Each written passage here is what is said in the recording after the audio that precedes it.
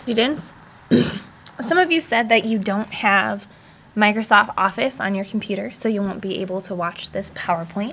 So I decided to make a quick video to show you it instead.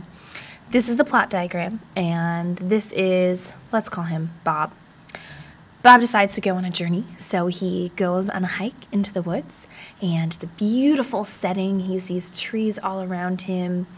The weather is a little rainy outside, but he decides to go on a hike anyways, and he starts to wander into the woods and get a little scared because he just heard that there was a bear on the loose.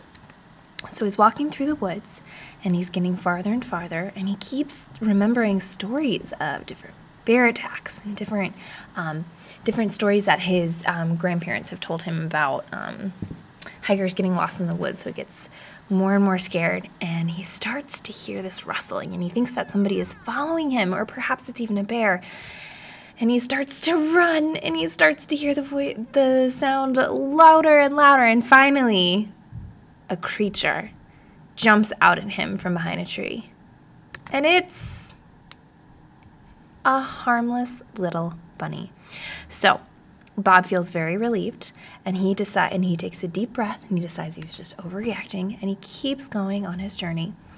And finally he gets to the end of his trail and gets back to his car, packs up, and heads home. Okay, so that's just a really simple example of how a story can follow the plot diagram.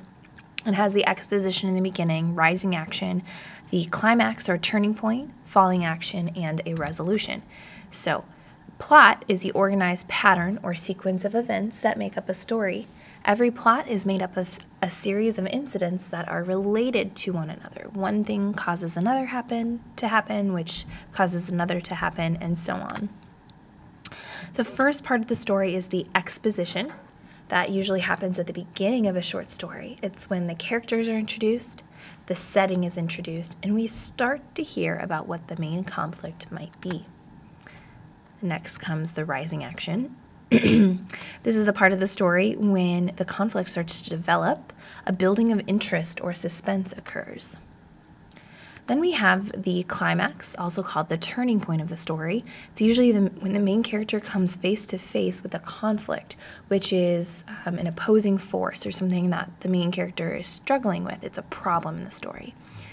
And the main character usually changes in some way because of this conflict.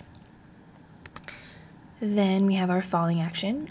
The loose ends start to be tied up, the conflict and climax are taken care of, and then in the end of the story, the resolution, the story comes to a reasonable ending.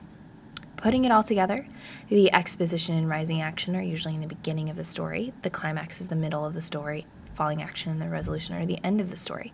And if you turn to any old book and go to the very middle of the story and try to find the very middle page, that doesn't mean that's going to be the most exciting part of the story, or that's when the conflict is really just hit head on. It's not necessarily 100% linear, and not all stories perfectly follow the plot diagram. It's just that a lot of them do. So teachers like to generalize the plot and give you this basic chart to show you how the beginning, middle, and end of a story usually play out, but not always. All right, that was the plot diagram PowerPoint in video form. I hope it helped you figure out your notes. Thanks for watching.